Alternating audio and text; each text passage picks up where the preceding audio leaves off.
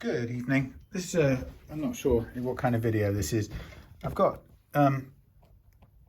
Richard's Taylor baby here, and I'm doing a couple of things preparatory to, if I can find preparatory to getting this neck positioned. So look at this, loose tuners. Yeah, so it's a sort of to and fro-y kind of setup, really, because what I have to do is, what I've done is I've made measurement. So I think what I'll do when I'm just here, let's just take these off and clean up the head stock, and we'll put them back on. So what we're going to do with this, it's yet another Taylor baby without a decent action, playing action. It's too high. And the great thing about the Taylors, the babies, and the other Taylors, by the way, is that they have bolt-on necks that you can remove. And Taylor,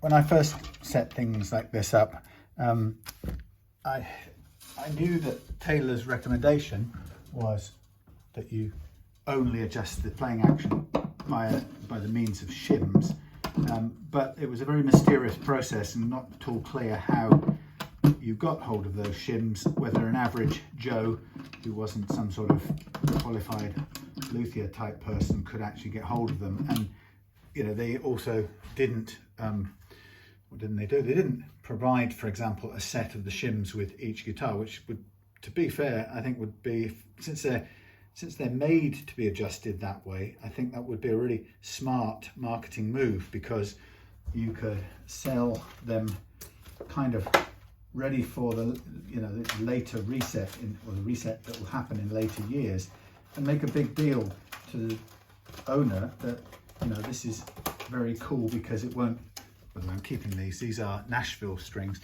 Yeah, you could make a big play out of it, that it was just such a brilliant, much better way of doing things, because you can, obviously you can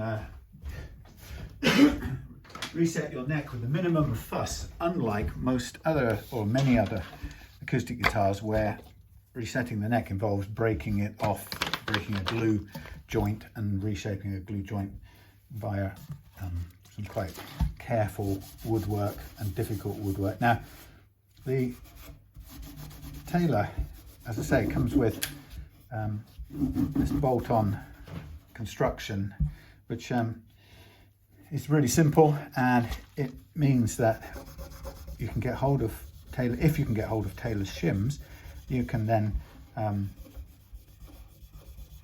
basically get the right shim to set your action, the amount, or increase, decrease, or bring the neck up to meet the strings, whatever amount you need to do, and all of that without having to go through this painful and expensive process of resetting that most glued joint guitars have to go through. Now, the funny thing about this guitar, straight away, I'll just say to you, is I lifted it just now. I had it lying in its case on top of a guitar that's also waiting to come up to the workshop, and I lifted this guitar by its case, by the handles, the two handles, and both of them broke at exactly the same time, which was incredible. And I looked at them, and there's no really logical reason why it would, unless they've been cut somewhere, somehow in the past. Now, it's peed me off substantially, because I'm extremely careful when I open guitars, because, you know, having done this as long as I've done it, it's kind of obvious that you have to be. You know, it's crazy to end up just damaging or scratching the paintwork or whatever. So sorry, that's a terrible view. I have, so now I have to figure out, it broke in exactly the same place on both of them. One of them broke straight off. I don't know if you can see this. It's the weirdest thing. See that one there?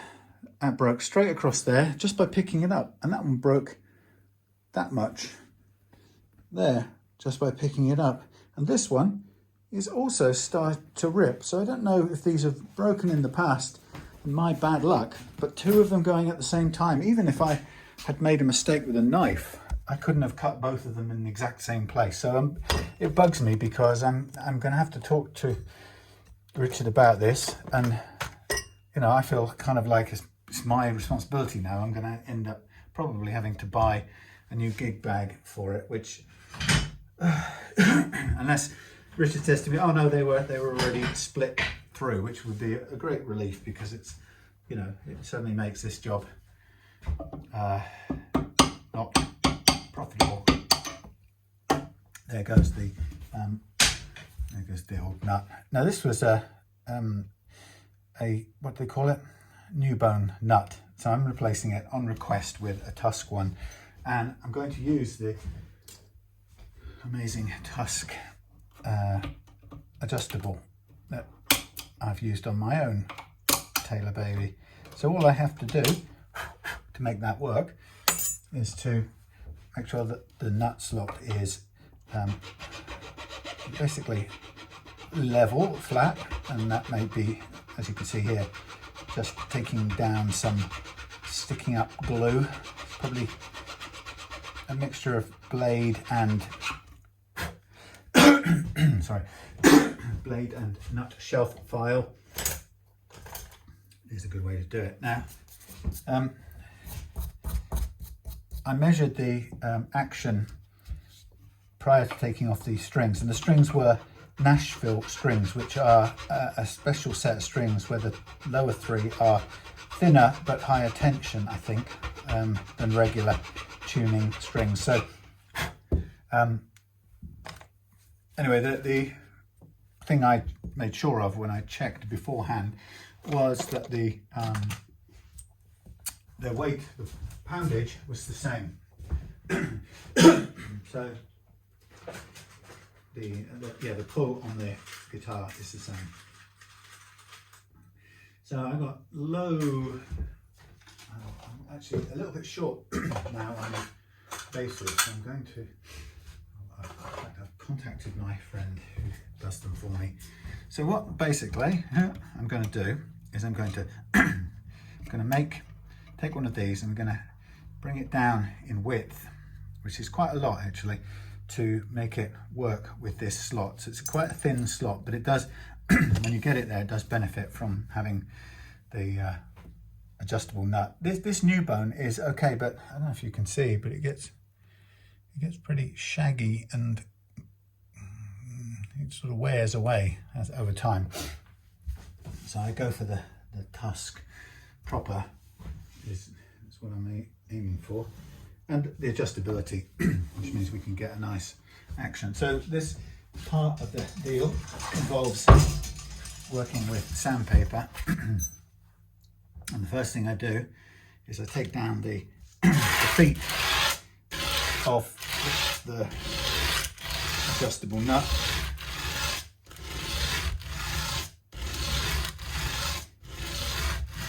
I mean, technically, to make this work, I could remove more of the nut shelf, widen it, but I prefer not to. If I can, and I've done it on mine, so it does get to the right shape in the end. It's quite, it means the bass has quite thin sides. Is that the word? Yeah, but it still works nonetheless. Now what I also will do a bit later is I'll make a little brass insert to fit in there, because I like to be able to stand these on a little piece of brass in there as well. So the idea is to get this to fit in there, which we will, but I'll start by taking down, basically I'm going to take material off both faces, and it's going to get mucky looking because we're cutting away at both 3D plastic and the Tusk material, and I've got a fairly dirty piece of sandpaper, and I'm just going to keep my pressure, keep the pressure on the front tall part of the front edge, just to make sure that we don't kind of create a leaning face. There we go. So that's taken some off there. Now I've got I can sort of chase it down to the right size by measurement. Yeah, so going back to the beginning, which I forgot, the beginning was that I used to make adjustments by the virtue of the saddle because it wasn't at all clear how anyone could get hold of the shims from Taylor.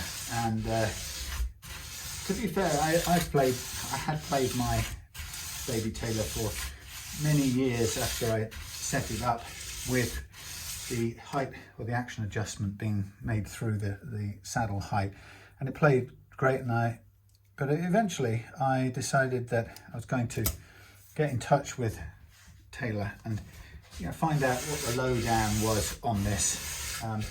So I contacted them and they put me through to their, I suppose it's their European head of stuff in Netherlands. And I asked them, what does a chap like me do if you want to do this setup the correct way? Because of course, like I say, they make a big deal about how you must do it. You make action adjustments via the using the shim system rather than adjusting the saddle. So they're very kind of steadfast about that. So I said, well, how does someone like me go about doing it? And the guy was very helpful and friendly, although his kind of solution was a little bit on the still a bit kind of puzzling. He said basically you take apart the guitar. Well, first of all, you measure the action, which I've done. You take apart the guitar, take the neck off, and record what the shim is, the number of the shim that's already in there, and then you send me or us those measurements, and we'll send you. I think he originally said you tell us what your target playing action is, and then we'll send you the correct shim to put it to there. So I did that, and I was doing a Taylor GS Mini at the same time when I did it first time, and so I did measurements on that one as well and sent both off, and Taylor were great. The guy sent me a complete set of shims for both guitars, which is a bit funny because I thought to myself, well, where's the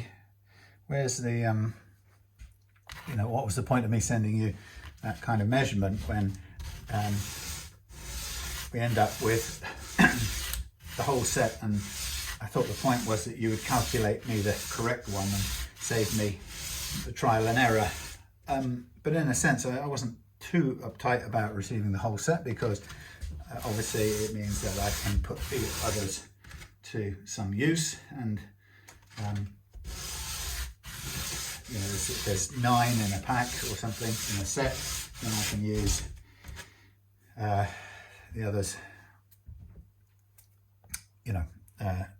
another time. And it may be the case that the ones that I use this time, the ones I've got left over this time, are perfect for the next guitar that comes along. So in the end, I could probably end up with quite a large resource of the shims, so that I could possibly save people what could be 1 week wait for Taylor to send me the stuff. Now, I mean, I would still request, I have to send the serial number too.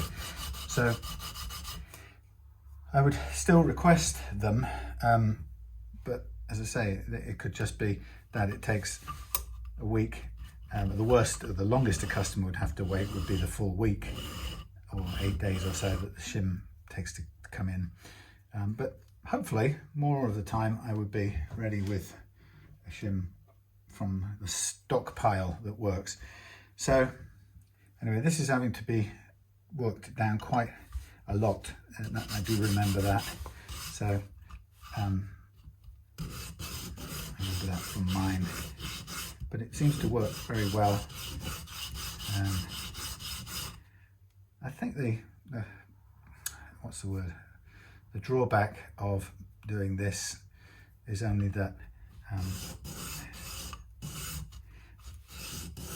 this isn't made, this nut insert isn't made, custom made for this guitar, so it does take a little bit more, a fair bit more working down. So we get down to a thinner thing which fits in the slot. Like I said, I prefer to do that than adjust the slot. I don't want to make any changes. It's quite a narrow one, so anyway. Yeah, so I thought I would do this to start off with.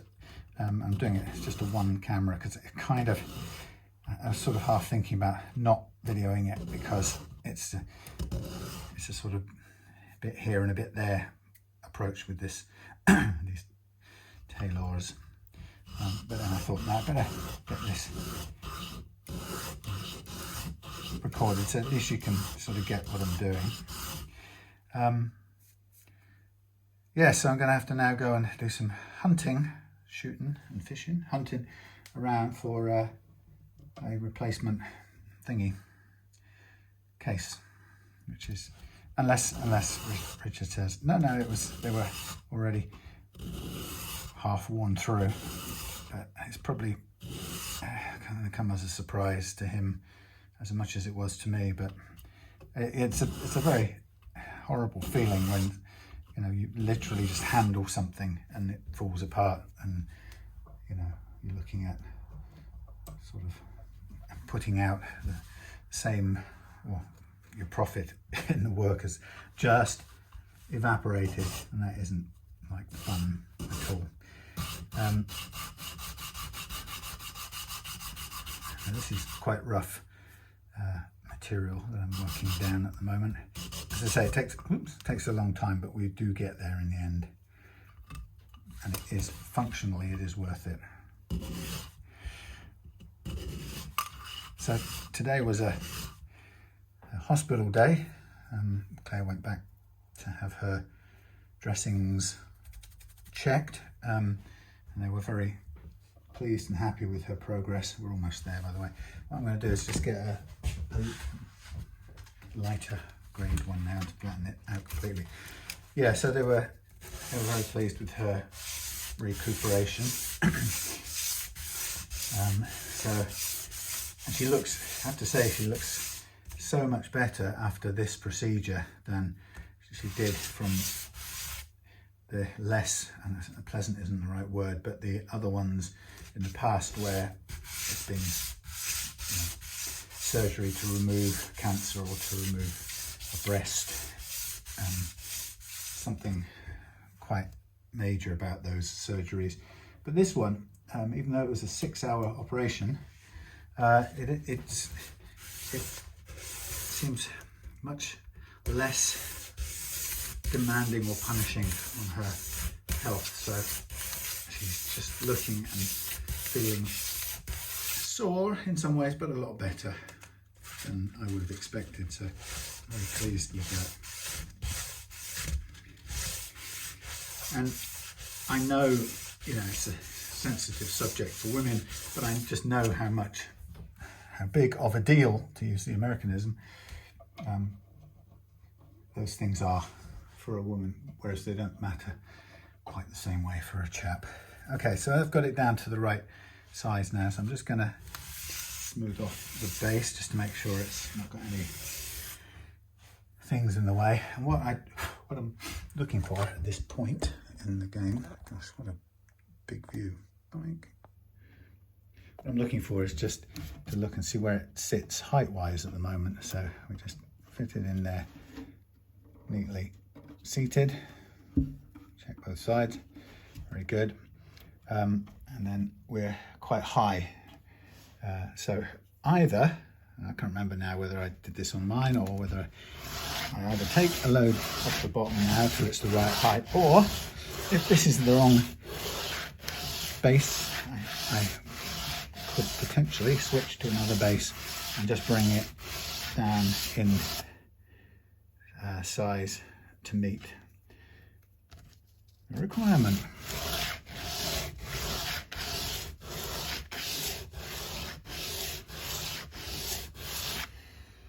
So the idea when you use a an adjustable, when I use an adjustable nut, what I'm aiming for is I want the strings with the nut at rest, or if you like, the grub screws wound out so they're not standing, the nut isn't standing on the grub screws. I want the strings to rest lightly on the first fret. So just have a quick feel, and I'll either get there by just winding, sanding down this one. It's a bit dusty at the moment, but either sand down this one and then check, and there'll be a little gap. See how much little gap there is?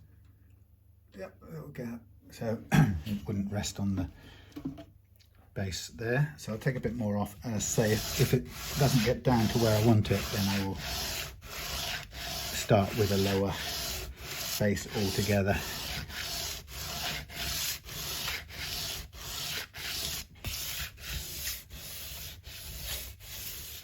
So it's very important, if you are reducing a nut from its base upwards, it's very important to make sure that the angle is correct when you stop, otherwise it won't seat properly. So I'm just going to take a bit off the edge here to make sure it fits in. When you're doing that, it also doesn't harm it that if there's a tiniest, if it's a tight fit, the tiniest bit of narrowing helps, because it will just hold it in place. So that looks good. Whoops, did that pop up? It did, kind of. Okay, so this is still going to sit up. I might now investigate switching to a lower one from the outset. So we've got our target width, courtesy of having shaved that down already. So now it's a case of putting that in there and just bringing the 3D stuff down to fit. A little bit tricky, but you sort of can get there after a while.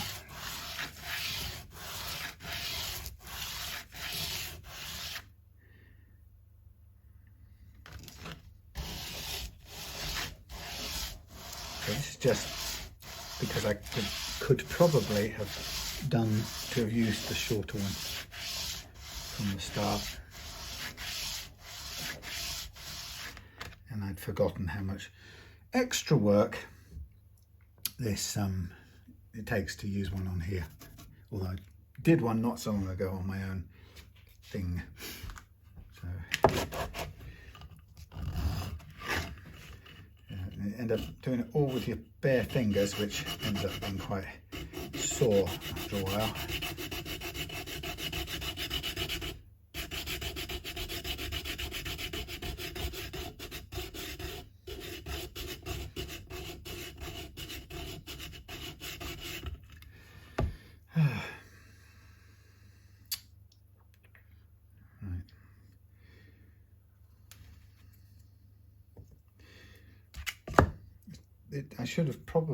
I would have been better starting off with this one, the lower one, because it makes cutting it down to size much easier. As you can see, it's a little bit of a rough, crude process, and sometimes it does. The sandpaper stops cutting; it just lost its teeth a bit. Not too bad.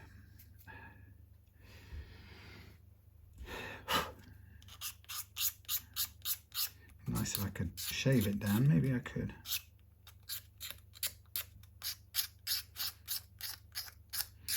Let's have a look. Yeah, it's close.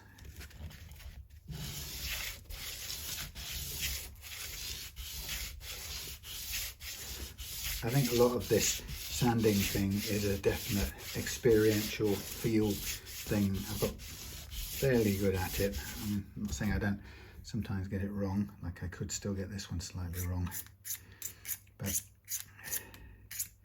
generally speaking I can get where I want with these bases without running into major problems. I was watching one of my YouTube subscribed channels yesterday, and had a very weird, had that weird feeling of or experience of when a couple that you have been watching, you know, in this case it was a sailing channel. I've been watching this couple called Mark and Nadiana, a Chinese girl, or his Chinese wife, I should say. I think it was his wife. I don't think it was used in that jokey way. But anyway, they'd built up this catamaran together over a few years. They've been together 4 or 5 years, something like that. I think they were married from early on. So they built up this little catamaran that they found pretty derelict, and sailed it around quite a bit this year and last year. And yeah, it all just came to a strange splitting up end yesterday. I mean, obviously in their world it's been going on for some time. In our world it felt like it just happened yesterday. But yeah, very strange experience to, you know, when you kind of realise that you feel something about it, you know, like people you only know from YouTube matter to you, and you know, it's not surprising. I mean, I've had that experience before, and I've also had the experience that, you know, even with my channel, which is not kind of does not have the kind of reach or popularity that theirs has, but you know, I still had people come and visit and talk about how it feels like they know me and, you know, Claire and our world, and it's great, you know. I mean, it's a really nice aspect of it, but and I think it's just one of those things that really does happen without you kind of realizing it.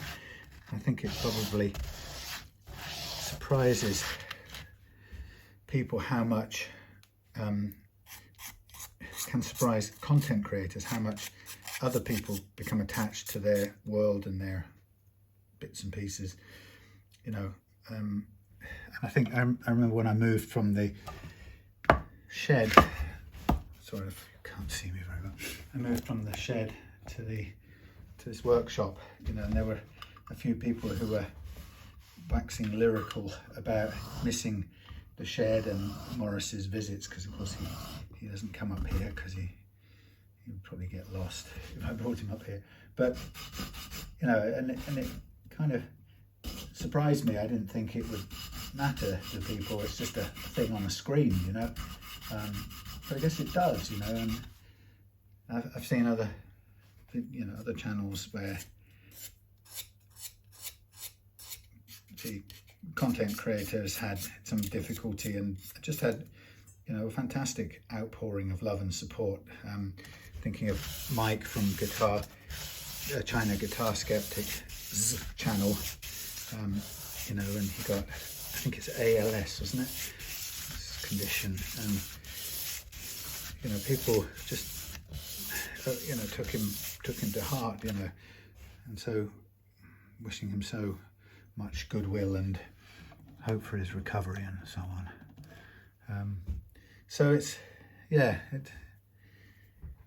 it is like the real world in a funny sort of way, and it's not so surprising to get invested in things, and then of course you also can't help having a view on the thing that's happened, you know, like with Mark and Nadiana.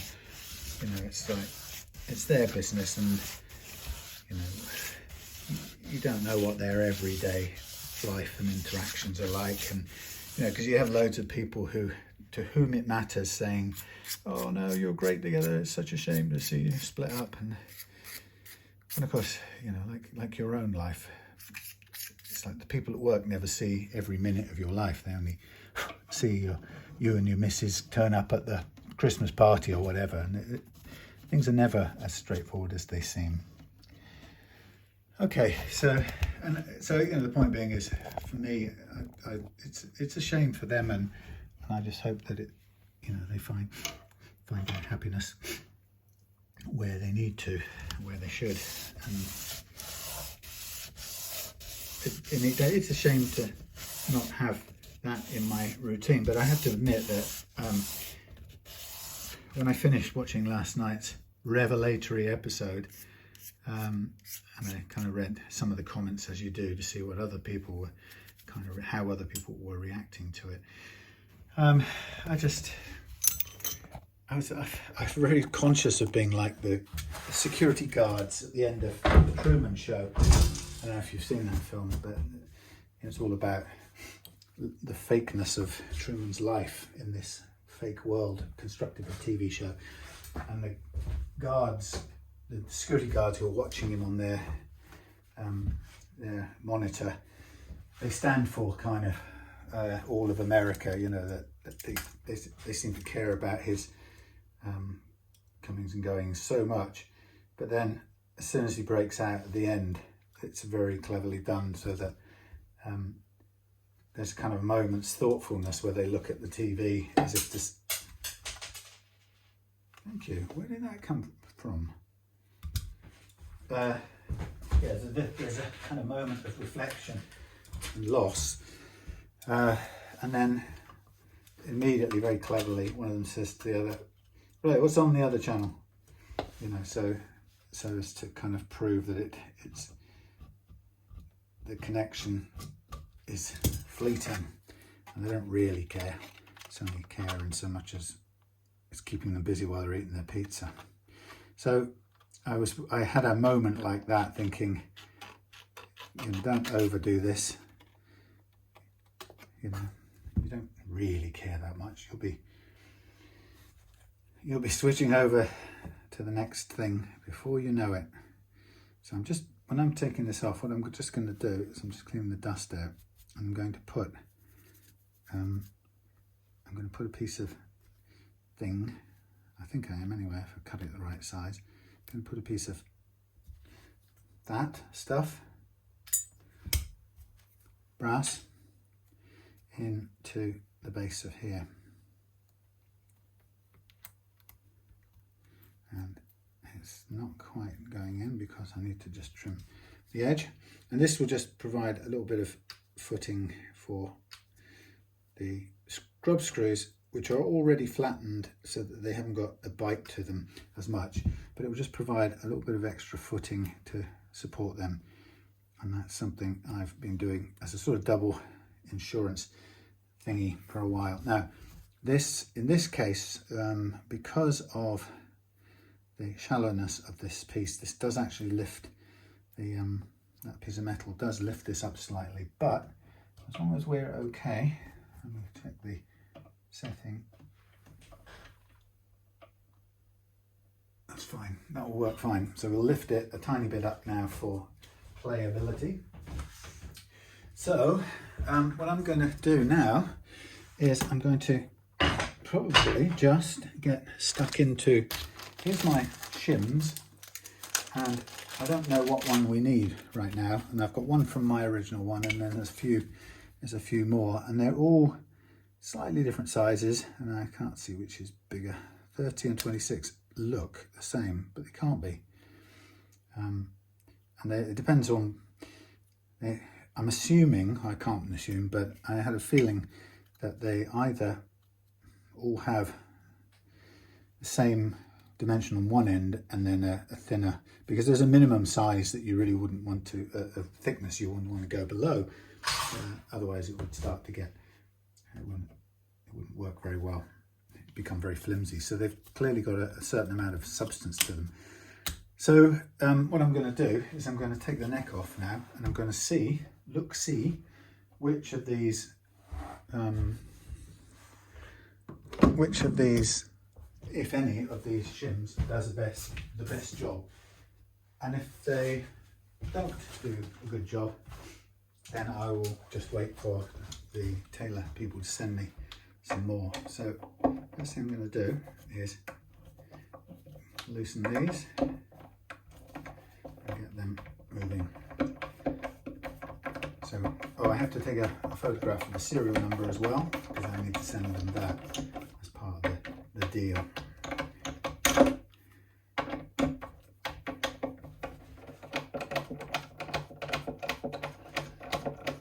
So these are big, long, they're like decking screws, really. So the idea is that we obviously want to lift up the far end, bridge end of the neck a degree, a certain amount, and how much depends on basically how much adjustment we've got to make. Now the original, as shown on this thing, September 13th 2000 and something. So the original in here is a 16. My original in mine was 12, and what these actually mean could be anyone's guess. So if I hoik it out, we'll see what we got by comparison. When it came to my turn, I did it by comparison, or by trial and error, I should say, because they didn't give me any real insight onto which would be the best one. So we need to lift up this end, and so I guess the simplest way of thinking about it would be, you could probably work it out if you're clever. We've got a thickness at this end showing us 206, and we've got another one at this end which is 230, okay, from the original. 206 and 230, so that's the original. Mind me, stomach rumbling. 206 and 230. We would kind of like to keep the 206 and go up to 240 or something, but let's see, of the various ones. So we've got 260, and we've got about 202. So that's a 0.3 of a millimeter lift. Now I know from a lot of shimming on other guitars, a shim lift of 0.3 is quite mega. So I'll stay away from that. So what we're looking at is we'd kind of want to go for a 0.25 is about as much as I use, but let's see if it works. That's 260, that's the same back end size. 245, that's a 0.15. 239, so that's smaller. Okay, so 24 or 26 will bring it up. Nice. What should we do? Should we try the 24 first?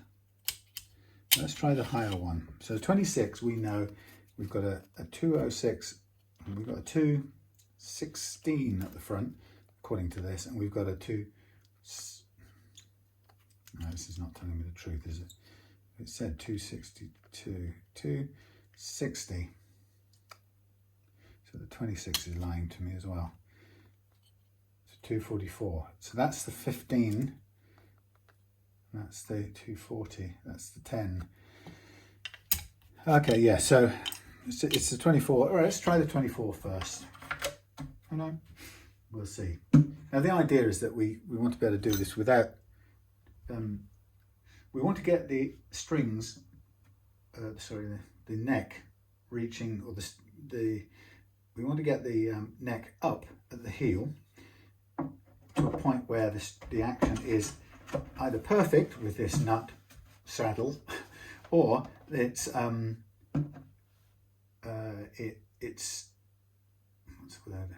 it needs a saddle taking down a little tiny bit, but we really would prefer the saddle to stay the same. So what I'm going to do is put these back in, and this is obviously going to be a trial and error because I don't have the sort of machinery or the mathematical skills right now to work it out. Now, of course, if we get somewhere between 24 and 26, if there isn't in between, because I think I must have used 28 last time on mine, and what I'm looking at here is the 24. So we shall see.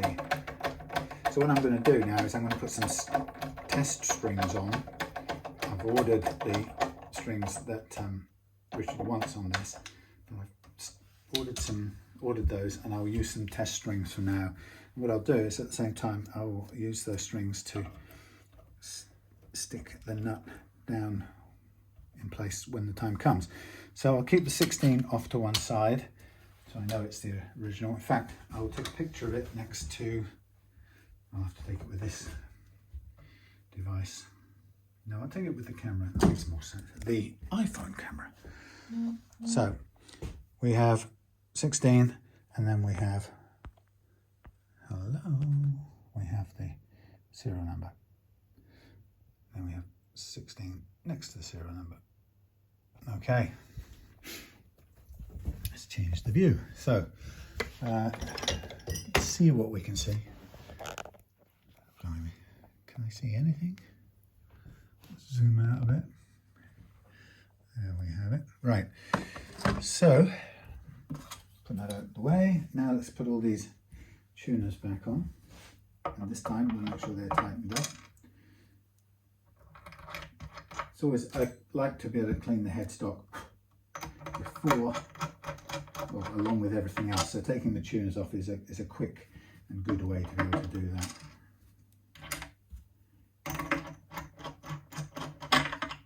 So I think I'll just get up to a certain point with this, and then we'll be either waiting just for the strings to come in, or if the shim doesn't do what I want, then we'll be waiting for the next set of shims. But the purpose of today was to come up here and do the measurements and get the information I needed to order the shims from Taylor.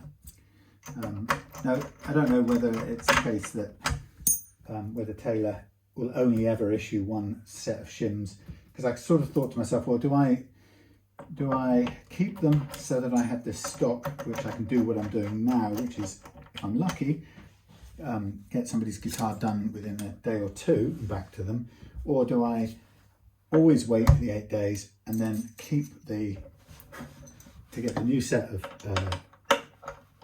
shims, and then do I give the shims to the owner to put in the bag for any future day when they may need to get a tech to adjust it again.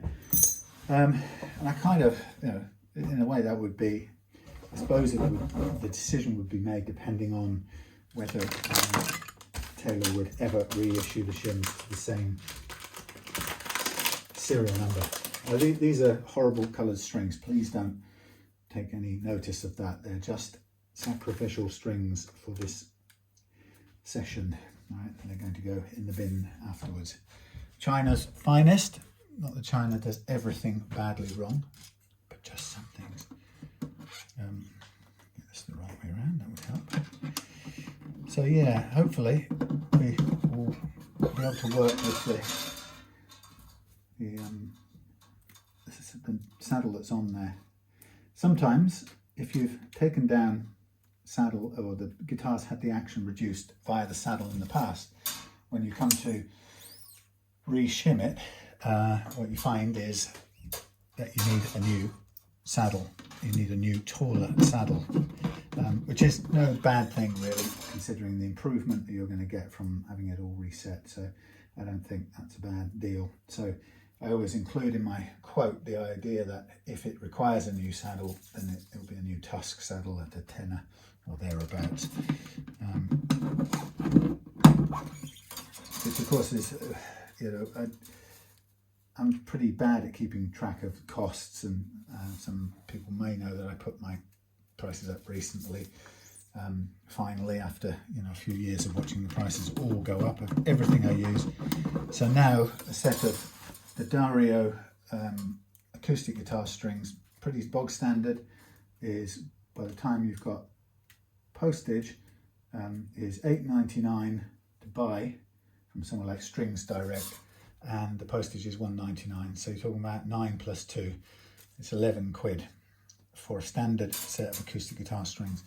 And I've been sort of going along merrily on sort of 5 quid in my head, because a few years ago they were 5 quid a set, probably including postage, or 6 quid including postage. Anyhow, So you can see how the prices just creep up, and so I came to a point where I just had to raise mine a bit, just be a bit more hard-nosed, but a bit more conscious about the costs. So things like the tusk nuts that I buy, you know, they're always going up in price, or they're continually sneaking up in price as well. So got to be careful. Right, so at this point what I'll do is I'm going to lightly do a little bit of glue on the base of here,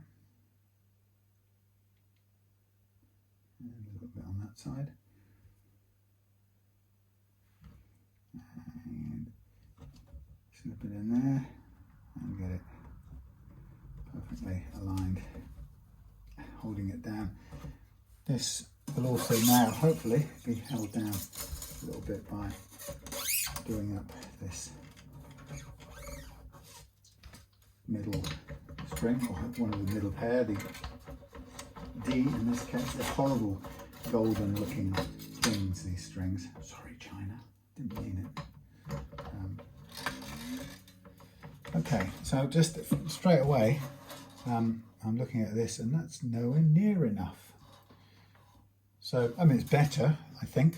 So I think the first thing I'll do straight away is I'll leave that there just to set the nut in place. That's the right word. I've got the right word for a change. Now I think to myself, that's no good. I'm going to have to go extreme. So what do we reckon? A 26 or a 30? Let's go with a 26. Well, maybe let's go with a 30. Let's try the extreme 30. So we take this off and do this for ease. And this is the annoying trial and error part, but it's not the end of the world.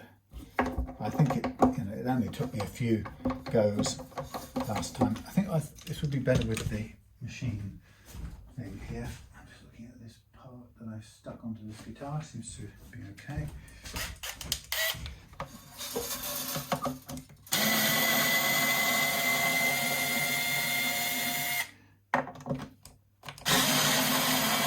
This neck is not under a huge amount of gripping force from the screws. We don't want it clamping massively tight, but it's enough to hold it firmly in place. So 24 isn't enough. So we're going from 24 to 24, 26, 28. We've lost the, mine had to have the 28. Actually, I think this action is a little bit higher, so this might be the one. In which case it's interesting because it's at the top of the range that they sent me. Now whether that's the physically the top end of their range and you can't do anything beyond that, who knows?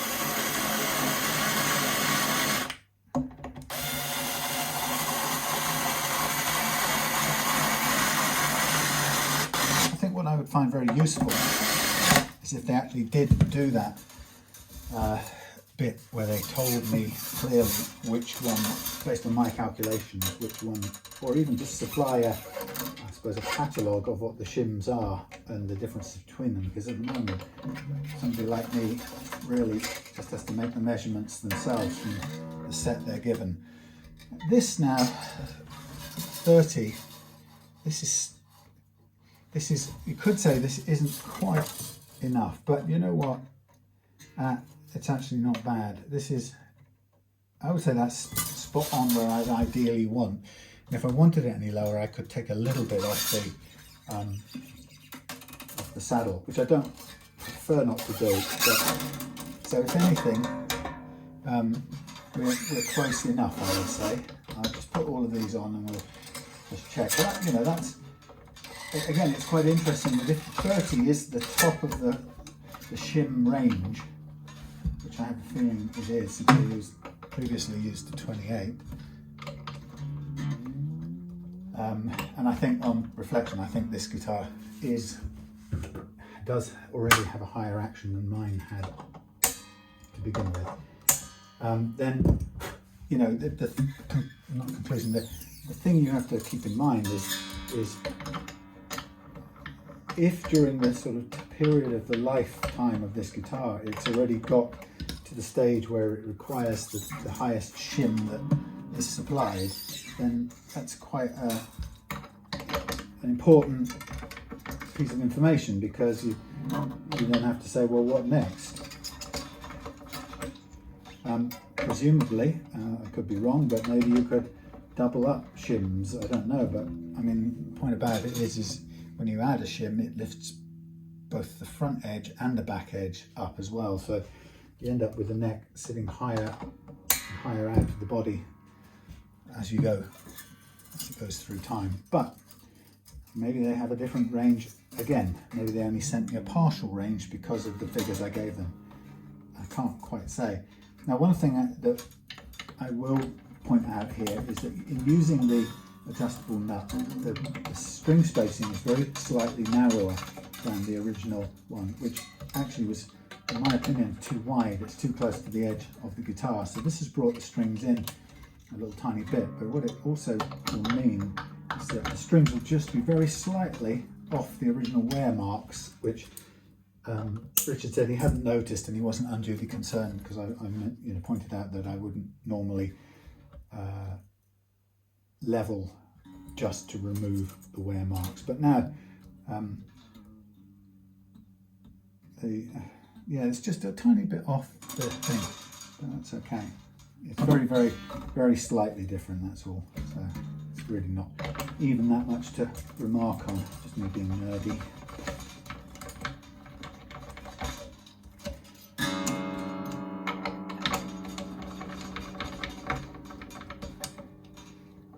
So this week and weekend's work on plan, I've got this strap over here to do. That's Ralph's strap. That's getting a setup and a bridge change. And I've got Drew's Epiphone Explorer to do pickup change and a bit of an upgrade on various things.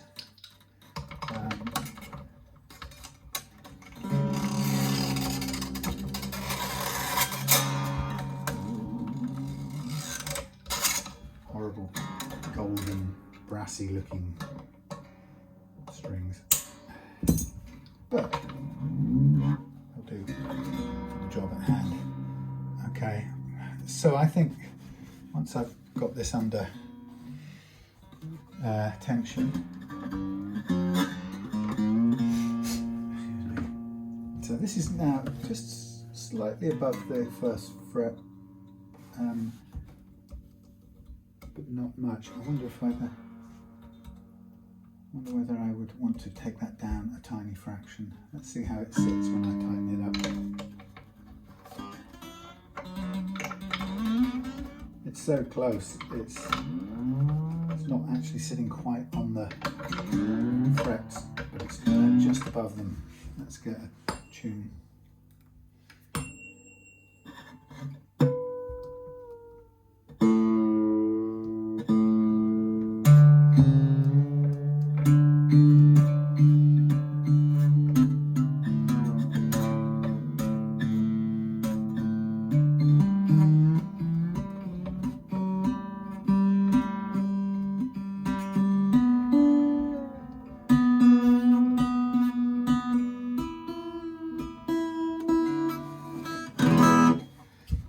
So what I'm just going to do at this end now is I'm just going to tweak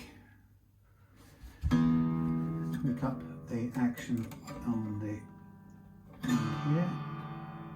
So that's now pushing against the brass a little bit, and same here, tiny little bit up at that end. Okay, now I'm going to measure, and I take it from the far end, so this is how I would do it. So this to me is still too high. We've got, we're not bad on the, what are we, we're just under, we're 1.8, sorry, yes, 1.8 mils on the E, and we are 2.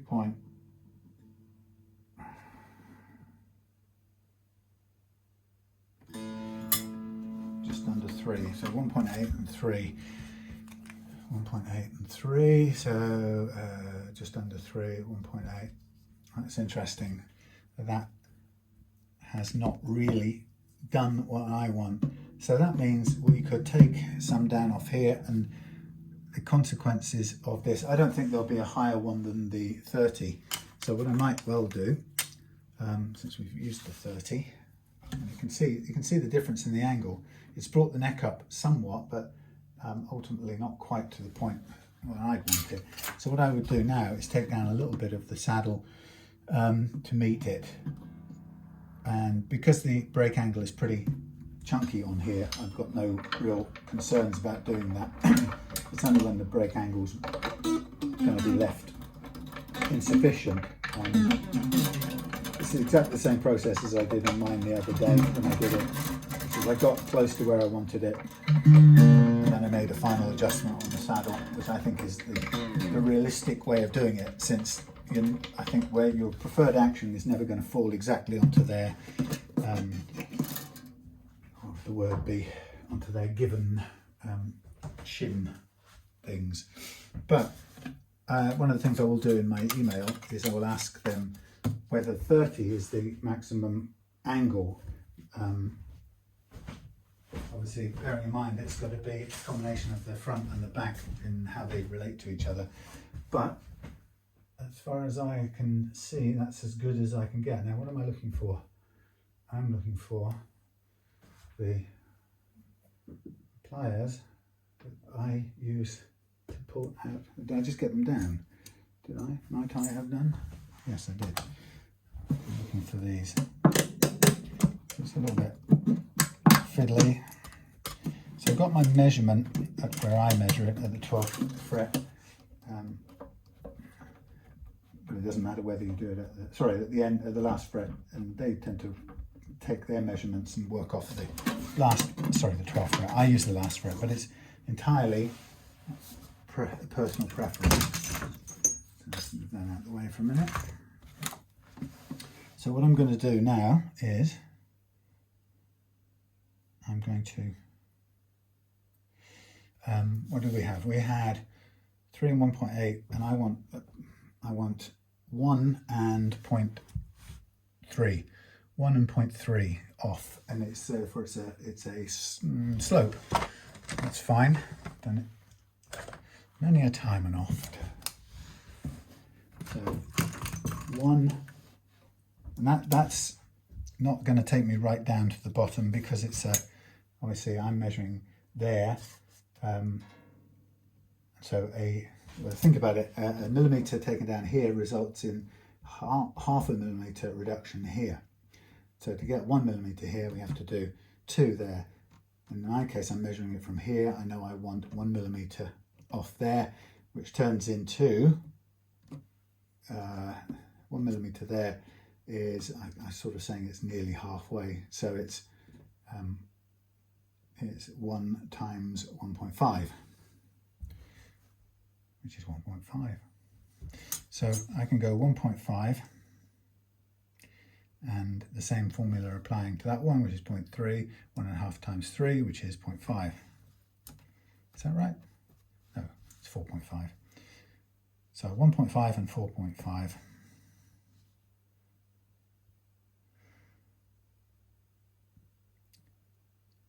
Ignore me, 0.45. 1.5 and 0.45. Let's get a sharp pencil. Maybe, yeah. So this, when you make an adjustment then at the saddle, your main concern is to not go to a point where the brake angle is significantly reduced. What do we say here? I want to 1.5. Yeah, so that's a very small amount off there. Yeah, your target is to make sure you don't take so much or enough to affect the brake angle negatively. And how much that has to be is, in a way, if you listen to Taylor or watch Taylor's stuff, you would kind of believe that it can only ever be the full height of the saddle as fitted by Taylor, which in a way can't really be true, because their saddle isn't fitted after getting the right shim in. It's a combination too, so they're always somewhere in between all of these things as well, so it's a bit of a guesstimate. So, but what is important is if you take away too much of the brake angle, it will reduce the downward force on the saddle, and it will result in a lesser pressure, and which would eventually have an impact on the ability of the top to make sound. So what I'm doing is I'm starting by leaning down heavily on the bass end until I get to a point where it's going to sort of line up, and then I'm going to try and carefully take the same amount off both ends in a straight line, and also at the same time just making sure that I'm keeping the whole thing flat so I get a perpendicular bottom. And I'll probably almost always end up undercutting what I marked, and that's a sort of just staying on the safe side, really. Probably better that way than any other way.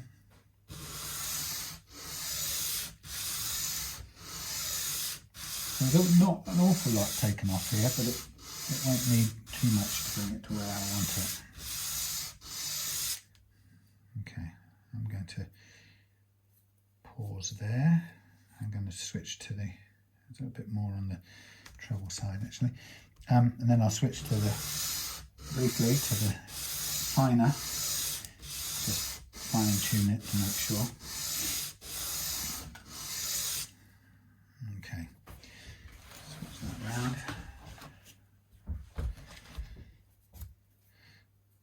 So in a way, it didn't really intend to start off by doing this whole thing, but if it'll be mostly done providing this, what do you call it, the shim and the saddle work fine together, and then we won't have to wait, we'll only have to wait a couple of days for the springs, but again that sort of is dependent on the postal system, and they've got a load of strikes going on at the moment, so that's going to delay everything. Okay, so there's my slight reduction, which will have very minimal impact on the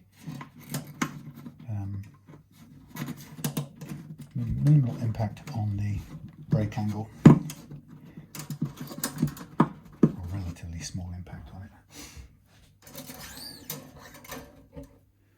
So just carefully, gently tighten everything up again.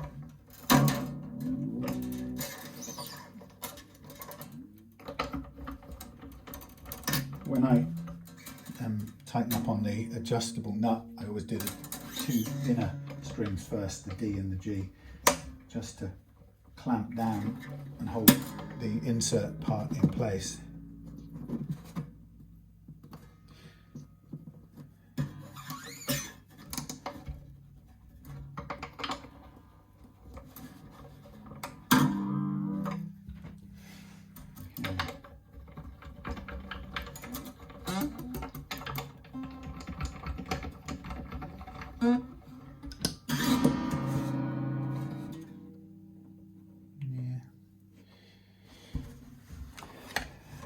Quick double check. That's good on the high E. High E there. That's it.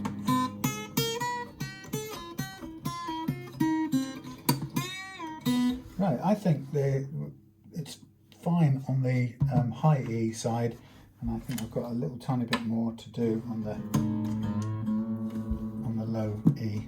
Push that in, make it stay put. See, we are on We are on.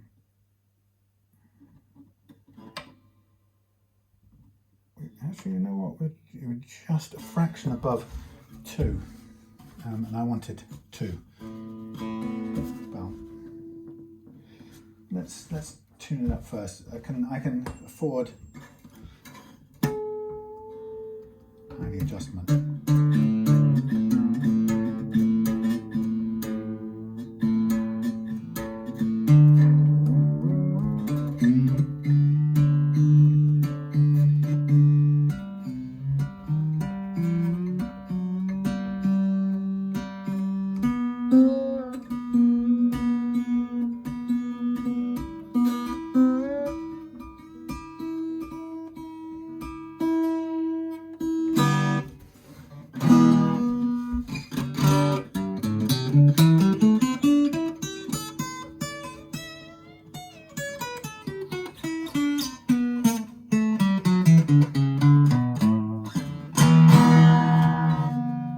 Strings, but yeah, that's pretty good. Do I want to do that last little bit on there? What did I say it was? That's 2.5 is there, and we're about 2.2.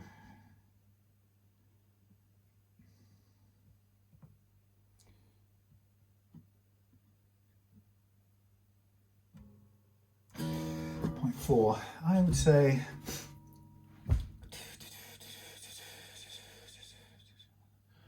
half, 2.4.6, half a mil maximum on the bass side. Half a mil. So it's none on the treble side. Half a mil on the bass side. Maximum. That's what these sacrificial strings are for, to allow me to do this.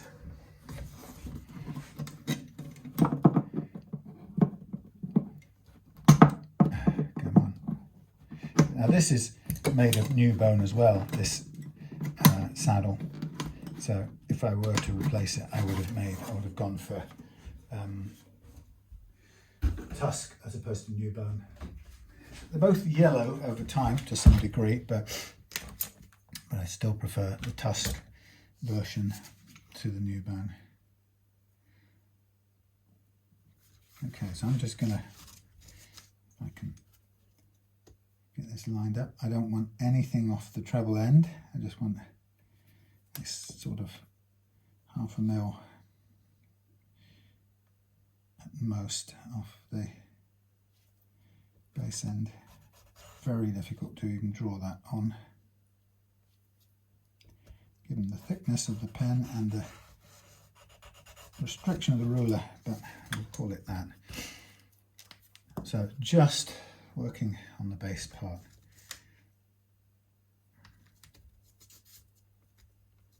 Shall I do it this side? Or shall I do that side? That side.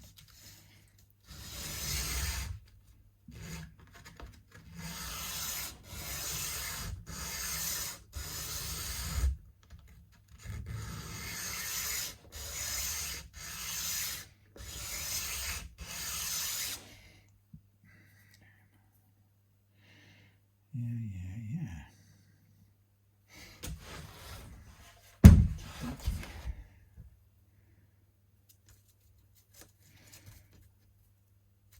Check this angle, it's nearly right.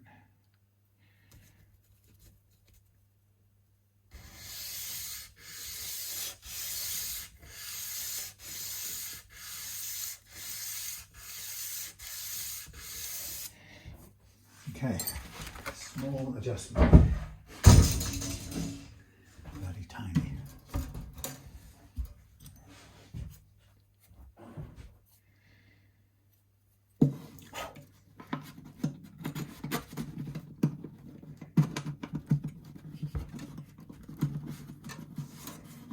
Come on.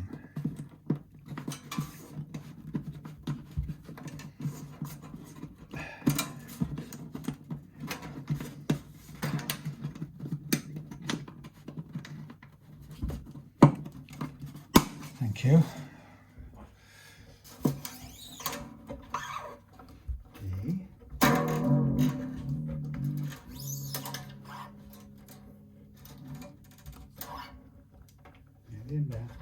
you, didn't it? Tomorrow is Friday, isn't it? Yeah, it is.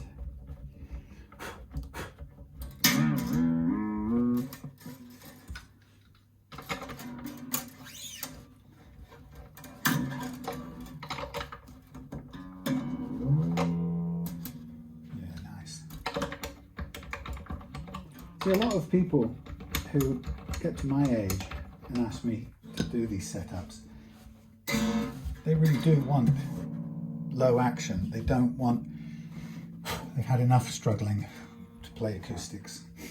So, you know, some people will, you know, often come on a video and say, you know, a 2mm last fret, low E, too little.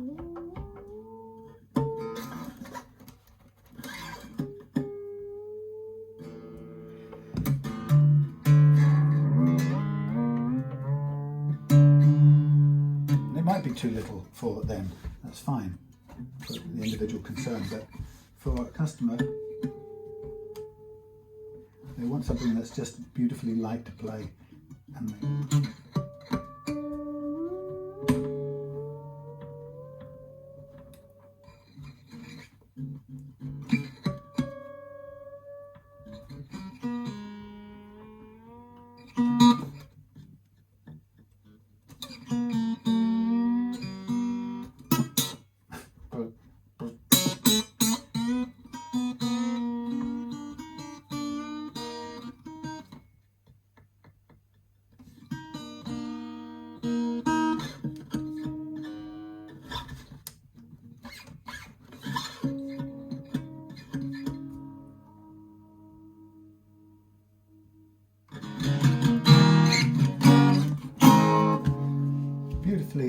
not very nice strings, but what have we got? Let's have a look.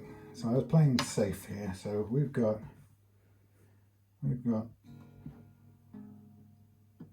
I think we've got 2.25, we've got just over 1.3, 2.25.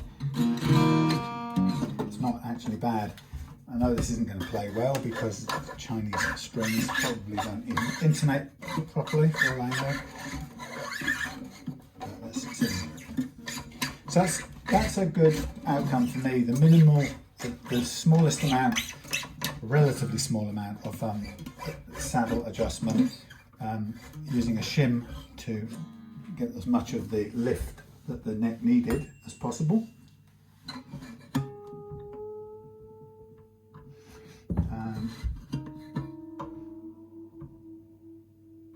Combination of the two.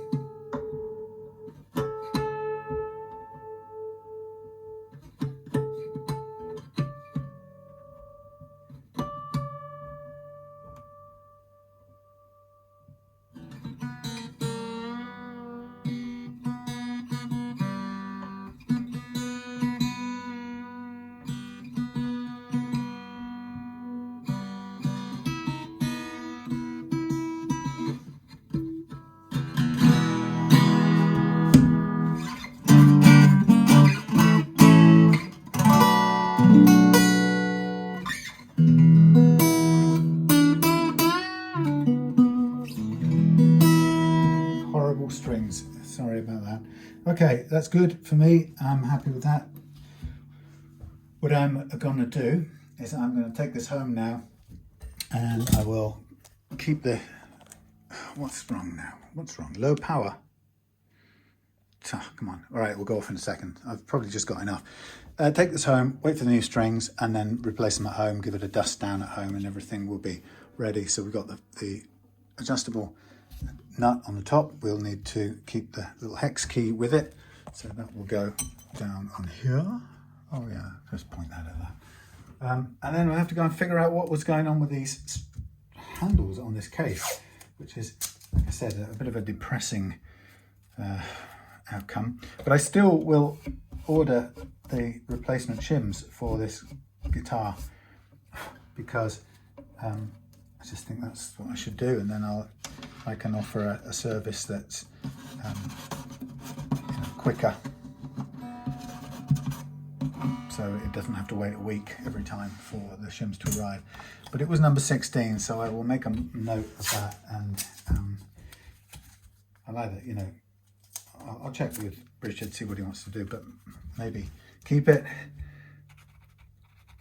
Richard's original, and I'll also mark my original, Sam's original.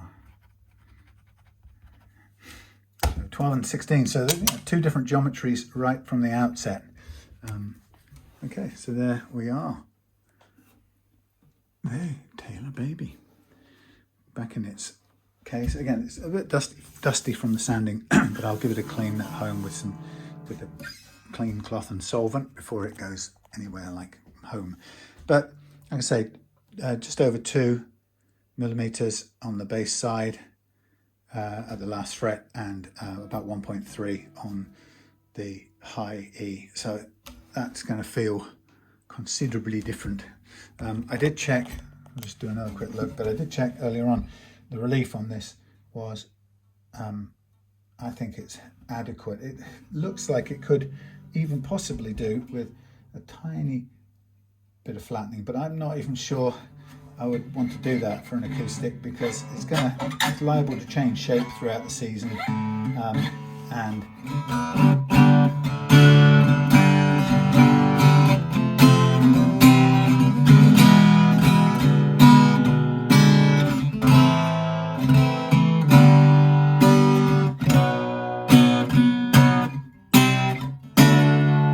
Chinese strings. Anyway, right, thank you for watching. See you again soon.